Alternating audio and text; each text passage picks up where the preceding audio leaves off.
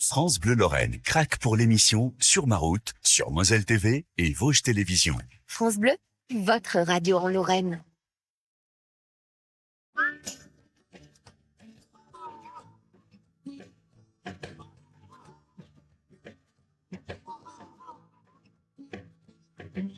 Why I'm never returning this house.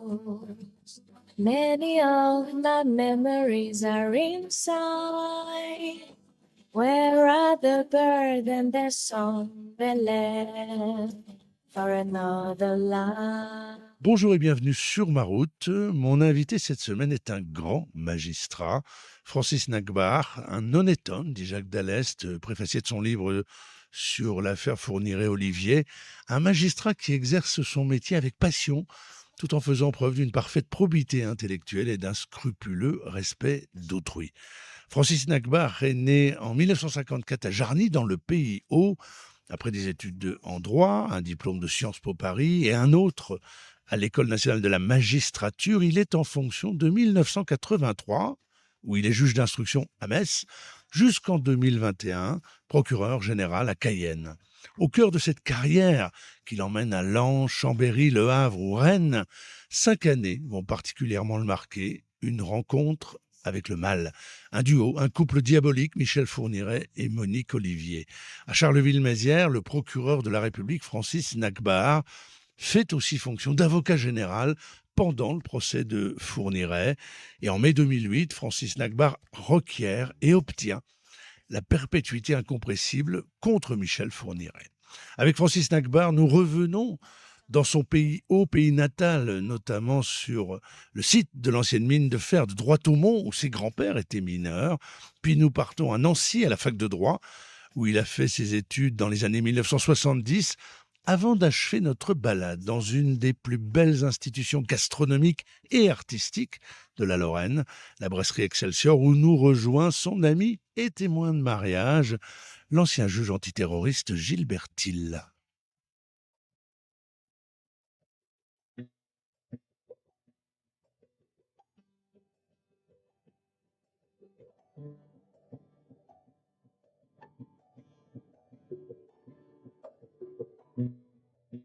Bonjour, cher Francis. Bonjour, Comment ça va?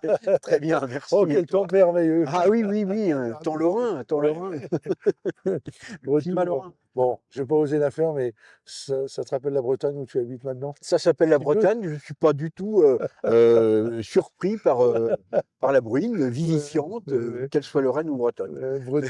Breton aujourd'hui, mais né ici, Ah, né ici, oui, à Jarny. Jarny.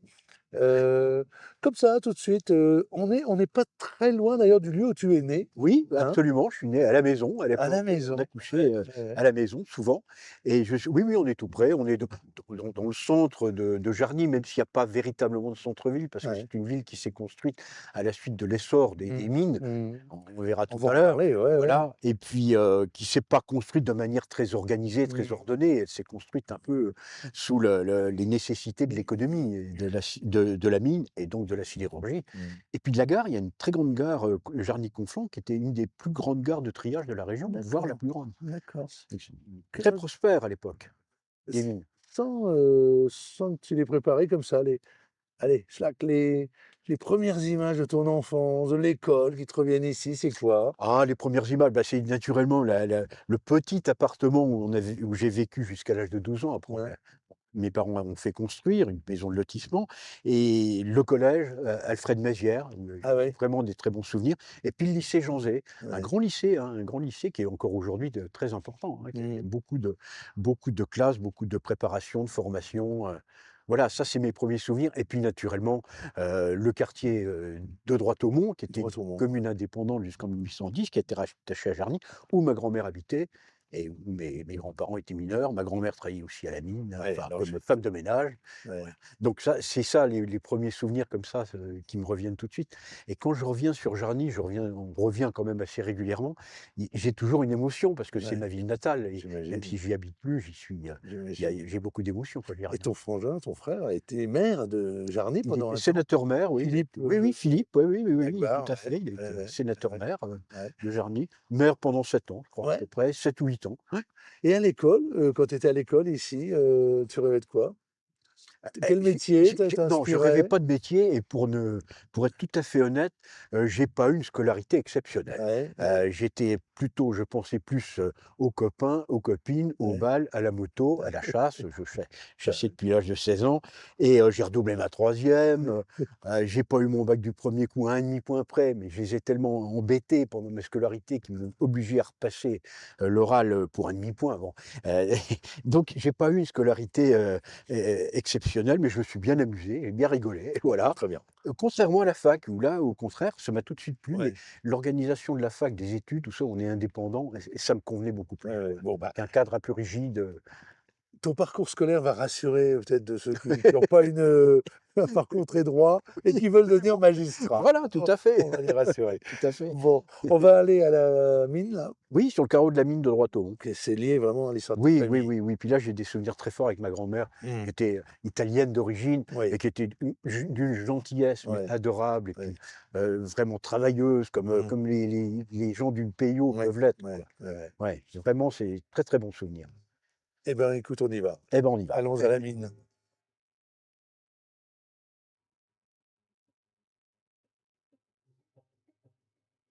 Francis, tu me disais, donc il y a Dany et Jean-Paul, et on va demander à Jean-Paul de nous dire un mot, parce que qu'on connaisse un peu, en quelques mots, Jean-Paul, l'histoire de cette mine. Ça démarque quand? Bah, elle a ouverte en 1908 Ouais. et la première rame de minerai est partie pour les usines en 1910 Mmh. et elle a arrêté en 1986. D'accord. Et après, il y a eu le démantèlement. Ouais. Et ici, on est sur le puits 1.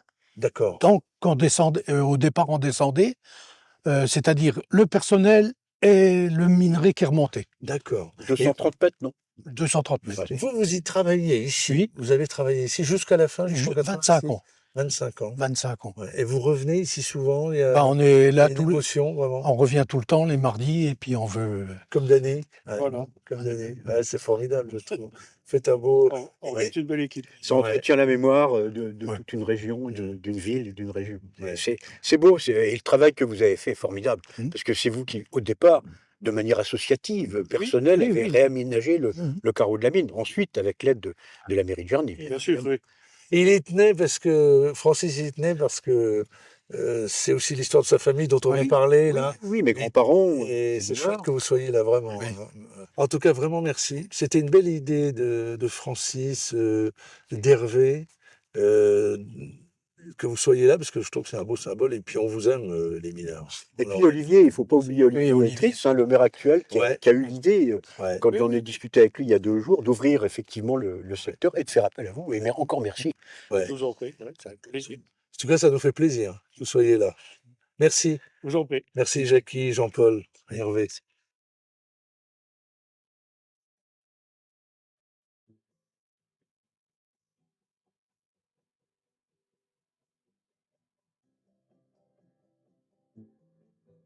Un mot hors caméra tout à l'heure, Jean-Paul me disait, c'est la mine de Lorraine, c'est aussi celle qu'a fait la Tour Eiffel. Oui, oui, oui, oui, oui, oui, oui. Et la tour Eiffel, l'acier, effectivement, venait, du gisement, Mm. des gisements, lorrains. Ouais. Tout à fait. Parce qu'on est ici dans la mine, dans l'extraction de minerais, mais Oui. il y avait aussi une activité sidérurgique Ah oui, ici très dans la important. région qui était très Tout à importante. fait. Oui, oui, oui, oui. Ouais. Oui, oui, absolument. Oui, oui. Ça a été, dans les années, de prospérité, vraiment d'essor, Mm. de la mine et de la sidérurgie, ça a été ça a été la première région industrielle, la Mm. Lorraine, Mm. grâce à la mine, au minerai et à la sidérurgie. Et on a même appelé ça, ici, le Peyo, on l'a même appelé le Far Est, C'est vrai. par rapport au Far West. C'est vrai, c'est vrai. Texas Lorrain, même. C'était des expressions Texas-Lorrain, oui, qui- oui, oui. c'est dire la prospérité Ouais, ouais. exceptionnelle du pays, Ouais. des mineurs, enfin de Mm. toutes les populations qui en vivaient. Là, quand on est venu, on a traversé des corons lorrains, c'est pas des corons, mais c'est les maisons ouvrières droit au Mont, où Mm. tous les mineurs et leurs familles habitaient. Ouais, ouais, ouais. On sent une vraie fierté d'appartenir. Alors, tout à l'heure, tu disais le PIO, c'est, je crois, plus encore que la Lorraine, plus encore que la Meurthe-et-Moselle, ce PIO. C'est C'est le quelque... PIO, il a une identité, le Ouais. PIO. Et moi, bon, ça va peut-être faire sembler bizarre ce que je vais dire, mais je suis aussi ému par une ancienne usine sidérurgique qui est en ruine, qui est rouillée. Mais ce sont des paysages industriels qui, moi, m'émeuvent presque autant qu'un paysage Ah ouais. breton, quoi. C'est différent, c'est pas du tout la même beauté, la même poésie, mais c'est une poésie industrielle ouvrière à laquelle, oui, oui, moi j'y suis très attaché. Mes grands-parents Oui, alors c'est paternels, ça, c'est une histoire familiale oui, aussi. oui, beh, c'est aussi ça participe Les 2 effectivement. grands-pères étaient Les 2 mineurs grands-pères ici? étaient mineurs. Alors il y en a un qui est mort à 47 ans, donc Mmh. et ma grand-mère, italienne, hein, parce que je Mmh. suis d'origine italien et allemande, et allemand, oui, dont et puis même une petite partie, grecque. Mais enfin bon, je suis un peu sans mêlé, quoi, voilà. Ouais, ouais, Mais ouais. comme beaucoup ici, hein, parce Oui, que oui, bien sûr, ouais, la ouais. région a pu prospérer Ouais, ouais. grâce aux Italiens, grâce aux Français naturellement, aux Ouais, Lorrains, mais grâce aux Italiens, grâce aux Polonais. ouais, bien Il y sûr. avait une assimilation exceptionnelle à l'époque, hein. Ça n'a pas toujours été simple au début pour eux. Bon, il y avait parfois un peu un sentiment de supériorité des Mmh. Français, mais très rapidement, ils se sont tellement bien assimilés, plus qu'intégrés, ils se Mmh. sont complètement assimilés. Ouais, ouais. Moi, mon beau-père est mort il y a quelques années, à 94 ans. Ça faisait des années qu'il ne parlait plus du tout italien, mais il ne savait plus Ouais, lire, parler ouais, italien. ouais, Il et parlait donc français avec un accent mmh. italien très fort, mais il parlait français. Ouais. Et ma grand-mère était obligée de travailler, elle avait 2 enfants, dont ma mère. Elle était obligée de travailler à l'âge de 40 ans, elle était femme de ménage dans les locaux administratifs D'accord. de la mine et moi je Ouais, l'accompagnais, je me ouais, souviens, j'avais 7-8 ans et ce qui m'amusait, c'était de décrocher les téléphones. ouais. On va poursuivre sur ta route. On va aller à Nancy, là. Très bien, On y va? Et ouais, on bien sûr. remercie encore, le maire adjoint et nos 2 amis mineurs, Jackie et Absolument. Dany, pardon. Dany et Jean-Paul qui étaient là. Voilà. C'était une bonne Merci à idée. eux également, ouais, C'était ouais. une bonne idée, merci. Ah oui, oui, puis ça m'a fait plaisir de leur présence, mais vraiment ça me touche. OK, merci. On y va. C'est parti.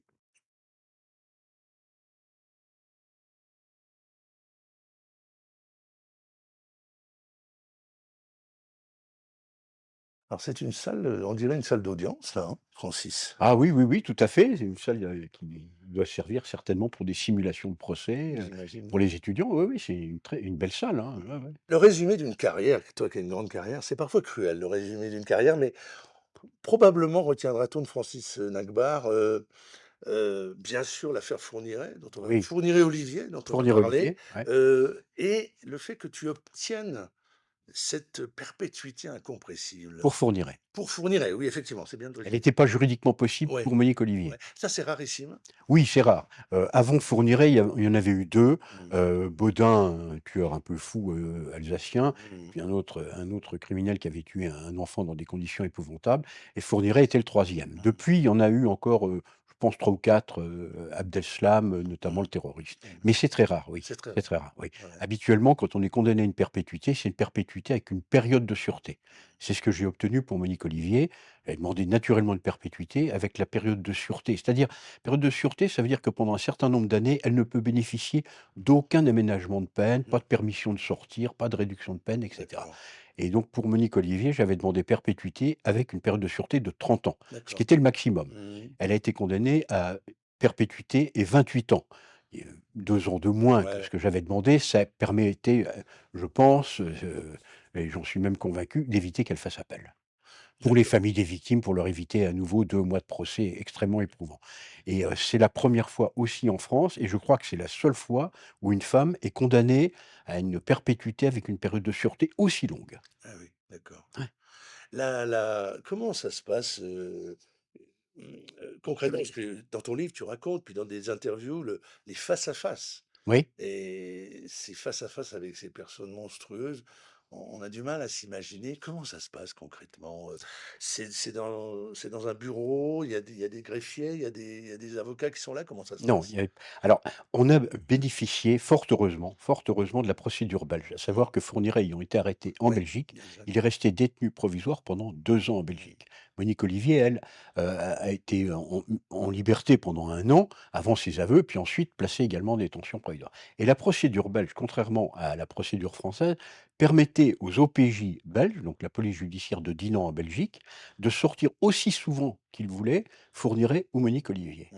Il y a eu comme ça, Monique Olivier, sur une année, elle a été entendue 130 fois, Ah ouais. 130 interrogatoires, Mmh. un interrogatoire tous les 3 jours. Mmh. C'est se dire la pression maximale que que la police judiciaire, belge, mettait sur eux. Et donc, moi, je profitais effectivement de cette possibilité procédurale belge pour, discuter. C'était pas des interrogatoires, donc il y avait pas d'avocat, il y avait pas de greffier, il y avait pas de procès-verbal, mais j'ai passé parfois 10, 12, 13 heures avec, Fourniret pour discuter. Il savait ce que je cherchais. Moi, j'ai tenu comme ça pendant, 4 ans avec lui parce que j'étais obsédé par 2 choses. D'une part, retrouver les corps des victimes qu'ils avaient tous les 2 avouées. On en a retrouvé 3 sur 4. Malheureusement, la 4e, on l'a pas retrouvée et j'ai eu moins de temps aussi pour, vraiment, approfondir la question et puis, essayer d'identifier le plus possible de leurs victimes. Parce qu'on se doutait qu'il y en avait beaucoup plus que les 10 qu'ils avaient avoués et pour lesquels ils sont jugés en 2008. En fait, aujourd'hui, on s'aperçoit qu'il y en a 30-35. Ouais, c'est ça. Alors, moi, je me place en tant que lecteur de Mmh. médias, à ce moment-là, on suit tous l'affaire Fourniret-Olivier. Il y a un moment quand même et les médias et les citoyens que nous sommes, on avait presque l'impression que Monique Olivier, c'était la pauvre fille, la victime quelque part. Enfin, c'était et ça, c'est en fait, c'est vraiment, tu dis, la diabolique, Oui. c'est elle ou c'est d'abord elle? Et je relisais hier les articles du Monde qui Mmh. relatent le procès d'assises et ton réquisitoire, où tu regardes dans les yeux Fourniret un moment et tu lui dis, «Sans elle, vous Mmh. n'êtes qu'un petit Fourniret». Tout à fait. C'est vraiment elle qui organise les choses, qui tient le couple? Même Fourniret dans un moment de lucidité, l'a dit: Mmh. «Sans Monique, je ne serais pas allé jusqu'au bout». Mmh. C'est-à-dire que c'était un agresseur sexuel, Mmh. il avait des problèmes de cet ordre-là. Il aurait vraisemblablement continué à agresser ou à violer sexuellement, Mmh. des jeunes filles ou des jeunes filles essentiellement. Mais il n'aurait pas tué. Et les psychiatres, les psychologues, le docteur Zaguri le dit, ça a été Mmh. le bras armé, de Fourniret, Monique Olivier. C'est elle qui lui a délivré son permis de tuer. Mmh. Mmh. Francis, j'ai pris mon petit pense-bête parce que je voulais citer une phrase que tu mets en exergue de ton livre.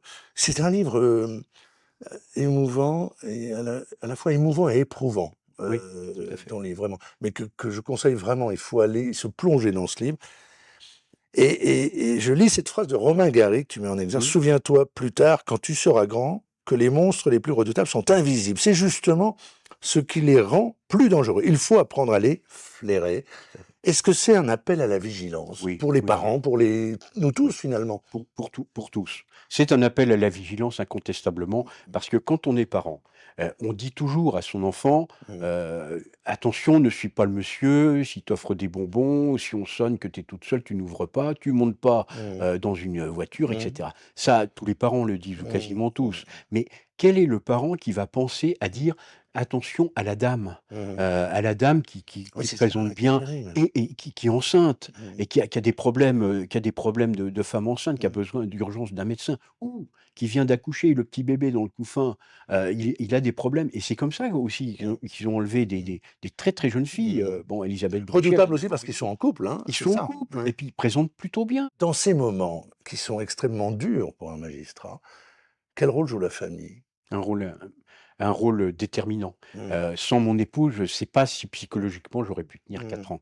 Et puis alors les enfants, je les protégés, je les Mmh. préservais. Ils ont encore aujourd'hui, ils sont, naturellement, Mmh. beaucoup plus grands, mais ils ont encore aujourd'hui les images des dossiers Fourniret. Parce que j'avais une pièce où c'était très volumineux comme dossier, donc et je travaillais aussi le week-end là-dessus, donc j'avais une pièce qui était remplie de dossiers. Ils ont encore ces images de dossiers. Évidemment, ils sont jamais, rentrés dans la pièce ou feuilletés les dossiers, ça va de soi. Et mon épouse, c'était quand je rentrais, par exemple, à 3-4 heures du matin, après avoir passé 10-12, Mmh. 15 heures une fois même avec Fourniret, Mmh. il m'avait il m'avait balancé de telles horreurs, Mmh. de telles descriptions absolument, odieuses, terribles, Mmh. que moi j'éprouvais le besoin, de me confier en quelque sorte et donc de parler à mon épouse. Mmh, Et bien sûr. j'aurais jamais dû le faire. Mmh. C'était un psychologue que j'allais voir, mais à l'époque, un procureur allant voir un psychologue, Ouais, ça ça aurait été mal vu. Francis, on va poursuivre sur Oui? ta route qui croise, un jour, celle de Ah oui, Gilbertine tout à fait, avec et mon moment. un grand moment parce que vous êtes jamais quittés, vous êtes Non, restés amis non, non, depuis. non, oui, oui, on est restés amis. Oui, oui, on s'est avec les pérégrinations Ouais, des uns et des autres, on ouais s'est perdus de vue, mais à chaque fois, on avait plaisir à se retrouver, tout à et fait. on le rejoint dans une autre très belle institution nancéenne, à l'Excelsior. Oui, oui, oui, que j'ai bien connu quand j'étais étudiant Oui, aussi. on y va, allons-y.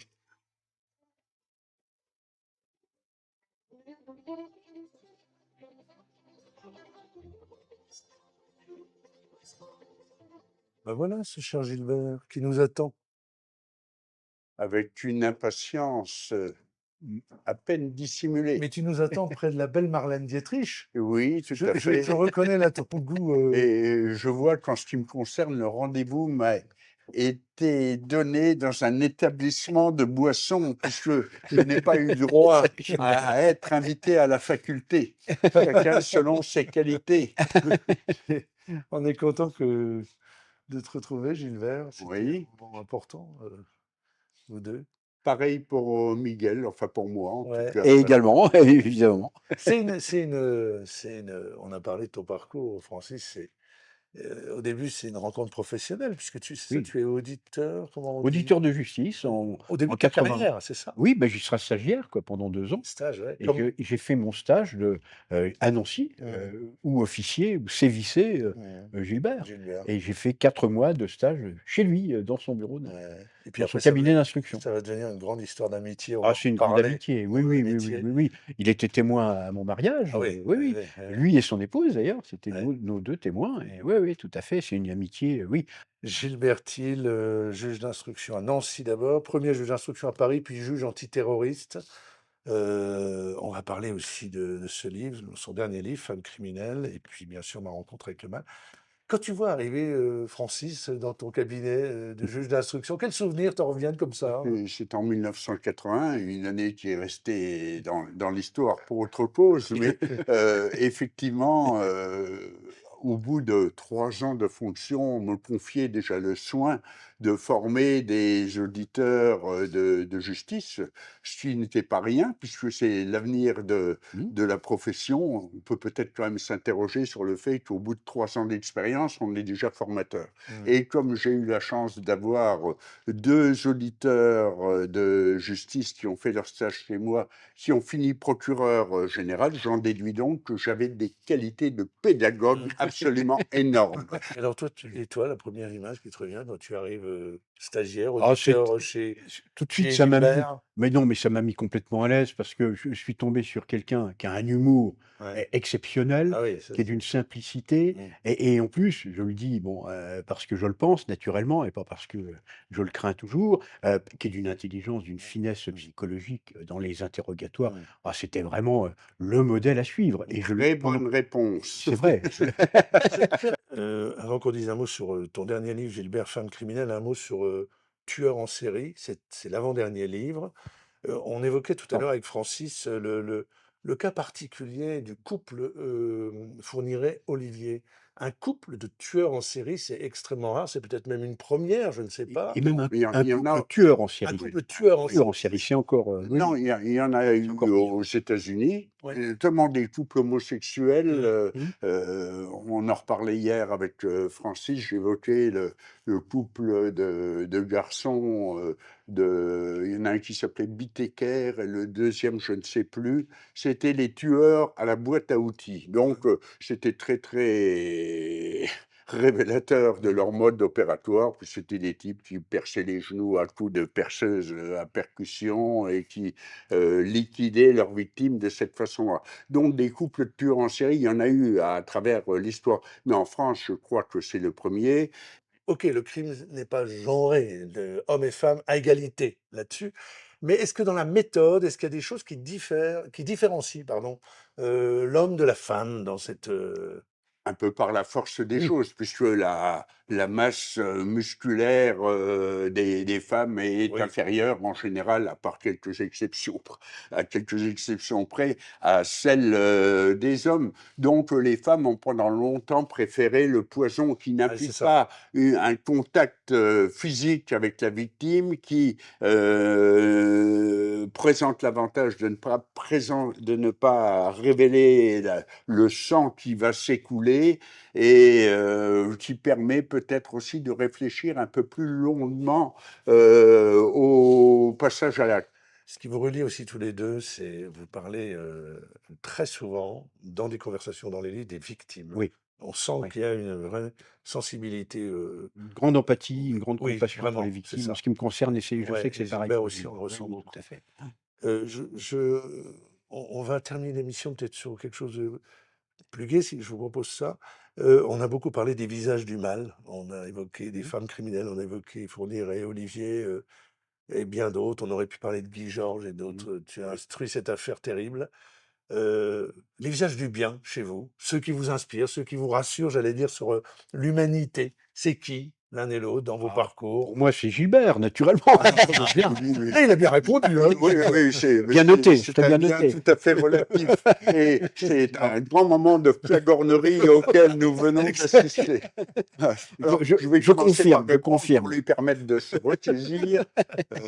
Si vous m'aviez posé la question il y a encore quelques mois, je vous aurais parlé de Castor méditatif, alias l'abbé Pierre. Mais on voit que les notions de bien et de mal absolu, alors le mal absolu, on en a parlé, je suis d'accord avec ce qui a été dit par Francis, on touche aux confins du mal absolu avec l'affaire du couple Fourniret. Quand on voit leur mode opératoire, la manière de laquelle ils se sont pris aux victimes, ce pacte absolument diabolique et pour tout dire dégueulasse, parce que j'emploie aussi parfois quelques gros mots, le bien absolu, sans doute que si le mal absolu existe, le bien absolu n'existe certainement pas. Donc, je ne peux plus dire pour l'abbé Pierre, surtout maintenant qu'on lui fait un procès post-mortem qui nous ramène aux confins de l'époque athénienne et romaine où on jugeait les morts encore, ce qui offre quand même l'avantage de limiter leur pouvoir de rétorquer et de présenter leurs arguments. Donc, je dirais que le seul bien quasi-absolu que j'ai rencontré dans ma vie, c'est ma mère. Voilà. Très bien. Belle réponse. Et je rebondis quand même. Je vais me faire des ennuis avec ma femme, là. Ah, ça, moi, Je réfléchis, mais je maintiens, c'est ma mère. Et pour répondre à ta question sur le bien, outre Gilbert, naturellement, qui m'a inspiré, mais non, il y a vraiment, moi j'ai toujours été depuis tout petit, hein, depuis 14-15 ans, j'ai toujours été un grand admirateur du général de Gaulle. Ouais, ouais. Et alors, au-delà même du général de Gaulle, des résistants de l'ombre. On était à Jarny, il y a eu le maire de Jarny qui a été fusillé avec le curé, l'abbé Vaux, monsieur Génaud. Et ces gens-là, ces héros anonymes, qui ont sauvé tellement de personnes, qui ont été des résistants, qui ont fait preuve d'un courage absolument inouï, ça c'est quelque chose. Alors, je ne dis pas qu'ils m'inspirent, mais je leur voue une telle admiration que effectivement, j'essaie à ma toute petite mesure de me montrer un peu digne de ce qu'ils nous ont légué. So I'm waiting. I'll be waiting for you, my friend.